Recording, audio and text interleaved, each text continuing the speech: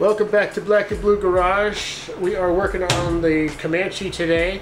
I need to upgrade my brakes because this is the original brake booster and master cylinder. Master cylinder is quite short and doesn't hold a lot of fluid, and the brake booster is a single diaphragm made for 29-inch tires.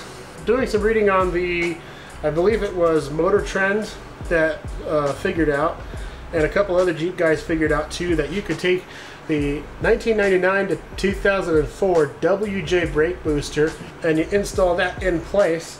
It's not that much more bigger than the Jeep XJ and the Renix XJ and the Renix MJs.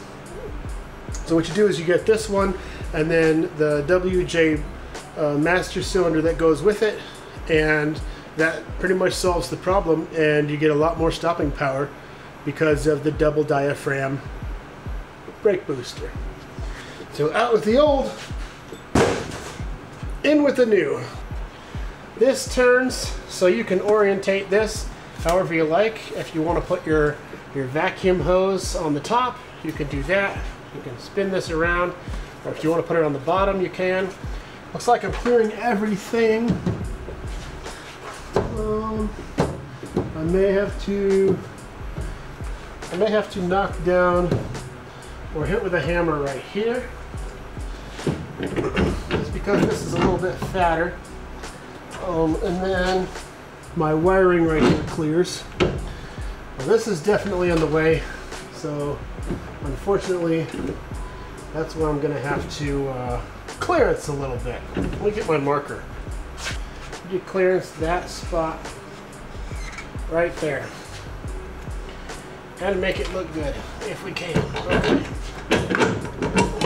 Pull this out. A little bit of body work.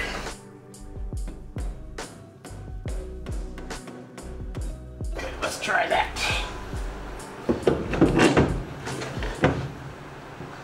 A lot closer, although that piece is going to have to bend up quite a bit.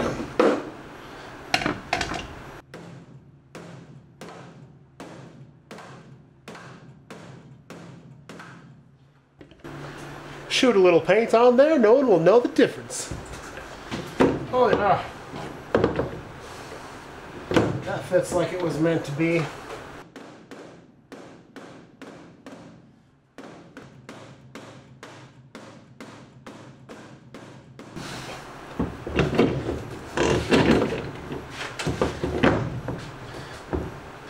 The mounting nuts are much bigger on the XJ version than the WJ version, so I'm going to have to figure out what size nuts go on there and go pick some up tomorrow. I hope my Ace Hardware is open. Great. How do we line it up? Now I just got to take the brake light off the old one, put it on this guy. We're back at the boring table with our brake master cylinder from the XJ, and I'm not going to put this on video because you've seen it before in several other YouTube videos. So I'm going to go ahead and get this done and swap over this brake switch to my new WJ master cylinder, WJ brake booster, and then I'll be back just like, okay, now this WJ brake master cylinder should fit right on because it's also a WJ brake booster. One thing I do want to know is that because this is taller, I want to check the hood clearance from right here. I'm pretty sure it's going to clear with, you know, but I just want to make sure.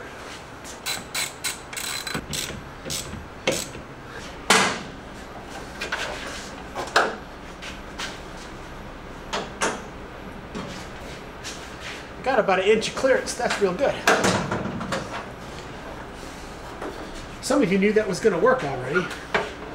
Now that that's all settled, I need to figure out how I'm going to run my brake lines from here to my differential brake valve and then down to the cross member so that I can come up the links to the front axle and down the links to the rear axle. Got a bunch of fittings here for 3/16 This all came with like a hose kit that I was told to buy, and that worked out pretty good. You see what fits in there. Gets one thread in, 9/16 by 24. So it's either a metric size, is that a thing? Or this 3/16 or half inch inverted. I might have to order some stuff because this just doesn't fit in there. That's a smaller size. At least I have this brake booster put on from a 99 to 04 WJ. I have to do a little research to find out what's going on with the front brakes fitting on this one. Not sure if this is just a defective unit or what, because I tried a brand new one. I tried an old one that I know screws into an XJ master cylinder. I'm just kind of, I don't know. Anyway, so I had to buy a new brake master cylinder because I stripped out the old one. This fitting here is actually a 12 millimeter, and I had no idea, because I'm just ignorant, that brake lines have metric and standard sizes. News to me. So what I actually did was I went on Amazon, and I'll put the link in this description below as well, and bought every single size brake fitting there is, and there's multiple of each. So if I ever do a brake job again, I'll probably have the right size. And then I won't strip out, you know, a $40+ part and have to buy another one. That was a waste. At least I can use the old one for parts if I ever have to rebuild this one. So at this point, if you're just doing the WJ brake booster and master cylinder upgrade, at this point you can go ahead and hook up your lines, hook up your vacuum line to your brake booster, bleed your brakes, and you're done. Congratulations. You now have the stopping power to roll your vehicle to a stop with bigger tires.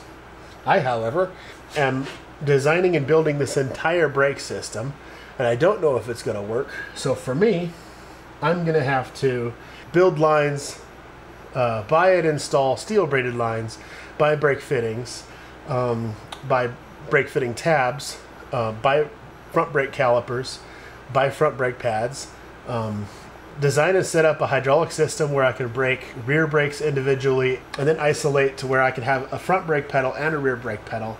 It's going to be quite the task and quite the challenge, but I think that I have enough hydraulics experience, and with my YouTube University degree, I can figure this out and get it working.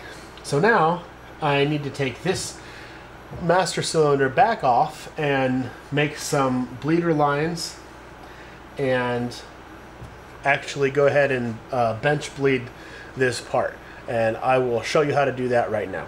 I'm just gonna flare a couple short tubes about 10 to 12 inches long, and you could screw that fitting right into your master cylinder or whatever you're bleeding. And now, and I apologize for the mess behind this, I'm in between a bunch of videos right now. What you want to do is take your cap off, and these lines, just bend them up and shoot them right back into the tank. So you got that one, and you got this one. As we pump this, we want all the fluid to go, so just cycle through these pistons and back into the tank. They do sell a kit for like $14. It comes with a bunch of rubber tubes, and you have to clip them on here. And they come with plastic fittings that leak and stuff, and you kind of have to hold everything while you pump it and put it in a vise. This way, these copper tubes will just stay there, and all you got to do is pump this and get all the air cycled out of these cylinders. You won't be able to see any bubbles, but trust me, there will be bubbles. And you can hear it if you listen really closely. You can almost kind of see some bubbles coming out. So you just want to push the master cylinder in and out. Just listen to it and watch the bubbles and the fluid that's coming out. And this is really why you want a bench test, because so I ended up having to pull it out and hold my finger over it so it doesn't suck air back in. Just like if you're bleeding the brakes, you want to close the valve. And now I'm getting a steady stream of, mostly a steady stream of brake fluid out of there. And we're just trying to fill those brake pistons here. There we go.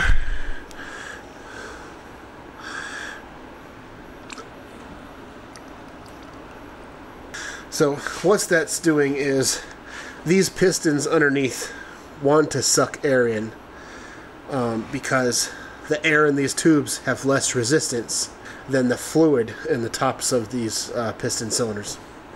And so it's going to more easily suck air through these tubes than it will oil through the bottom of the reservoir.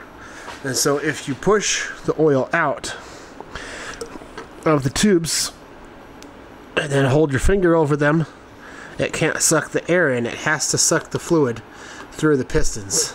I forgot about this step. Now we can say that this is officially bench bled.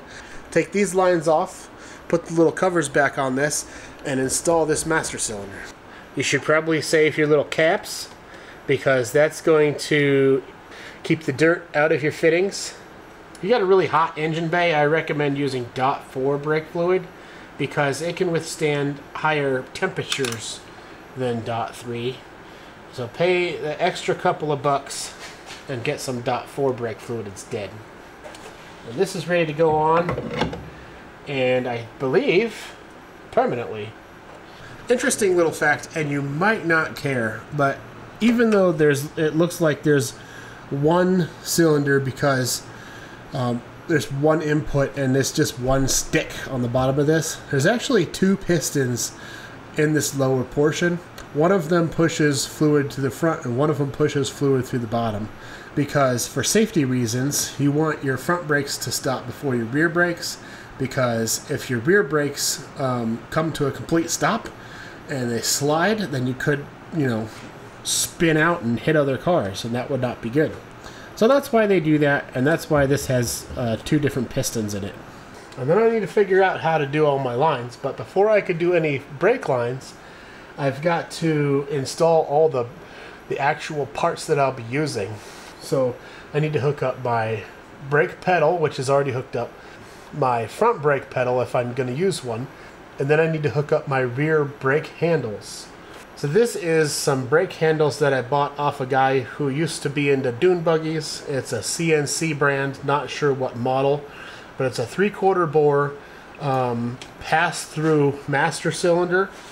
So my rear brakes can come off of this master cylinder and hook up to this line right here, and then this line will feed these master cylinders right here and come out these fittings and go to each rear tire. You activate it by pulling this handle. So if I pull this handle, I can turn really sharply to the right or the left. Yeah. And if I pull this handle, I can steer really sharply to the left. I'm really excited about this. I'm not exactly sure how I want to mount this yet. I know I definitely need to keep this bracket on there because that's what holds these little handles. Other than that, I don't know if I want to mount this to the dash so I can use it as actual handles to pull, or if I want to mount it upside down under the dash and attach some pedals to this so I have like 3 or 4 pedals underneath the dash. I'm leaning toward the direction of using it as actual handles that I can pull on, because that gives me enough room to have 3 pedals on the floor, one for throttle obviously, one for brake that runs all the brakes at the same time, and then a second brake pedal that will brake just the front brakes. That way I can do some rear dig action if I really wanted to. So I guess next I need to figure out how I'm going to be mounting this sucker, and which means I probably need to make a bracket, and I'm hoping it really doesn't make my dash look ugly. It's 100% not perfect. Okay, so I had Amy come and help me hold this up to figure out where I wanted it to be, and because I want to put some kind of cup holder or something right here over the S part of the stop sign, this has got to be kind of in this area